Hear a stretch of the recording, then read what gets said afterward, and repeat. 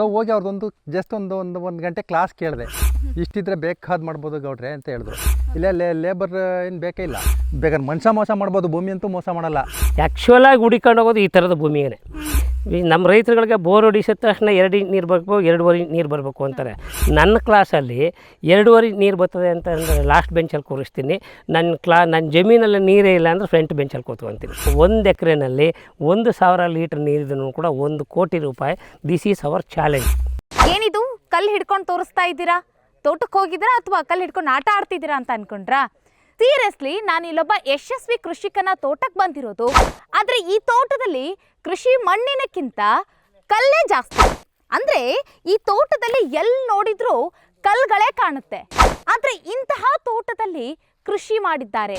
ಇಂತಹ ತೋಟದಲ್ಲಿ ವರದಾನ ಬರುವಂತಹ ಬೆಳೆಗಳನ್ನು ಬೆಳೆದಿದ್ದಾರೆ. 20 ಲಕ್ಷ ಬರುವಂತಹ ಬೆಳೆಗಳು ಈ ತೋಟದಲ್ಲಿ ಇದೆ. ಈ ತೋಟ ಒಂಥರ ಲಕ್ಷ್ಮಿ ಇದ್ದಂಗೆ. ಸಾಲ ಸೋಲ ಮಾಡ್ಕೊಂಡು ಹೋಗ್ಬೇಕಾಗತ್ತೆ ರೈತ. ಹೀಗಂತ ಕೈ ಚಲ್ಲಿ ಕೂತಿರುವಂಥ ರೈತರು ಒಂದ್ ಕಡೆ ಆದರೆ, ಬಟ್ ಇಲ್ಲೊಬ್ಬ ಕೃಷಿಕ 20 ಲಕ್ಷ ಬರುವಂತಹ ಒಂದು ಲಕ್ಷ್ಮಿ ಅಂತ ಭೂಮಿ ಕಂಗಳು ಸಂಗ್ ಮಾಡಿದ್ದಾರೆ. ಹಾಗಾದ್ರೆ ಈ ಭೂಮಿಯಲ್ಲಿ ಮಣ್ಣೇ ಇಲ್ಲ, ಹೆಚ್ಚಾಗಿ ಬರೀ ಕಲ್ಲೇ ಇದೆ. ಇನ್ನು ನೀರಿನ ಬಗ್ಗೆ ಮಾತಾಡ್ಬೇಕಾ? ಈ ತೋಟದಲ್ಲಿ ನೀರೇ ಇಲ್ಲ ಕಣ್ರಿ. ಬರೀ ಸಿಕ್ಕಿದ್ದು ರೈತನಿಗೆ ಬರೀ 1 ಇಂಚ್ ನೀರು. 1 ಇಂಚ್ ನೀರಿನಲ್ಲಿ ಇಂತಹ ವಿಸ್ಮಯಕಾರಿ ಜಗತ್ತು ನಡೀಲಿಕ್ಕೆ ಹೇಗೆ ಸಾಧ್ಯ ಆಯಿತು ಅನ್ನೋದನ್ನ ರೈತರಿಂದಲೇ ತಿಳಿಯೋಣ ಬನ್ನಿ.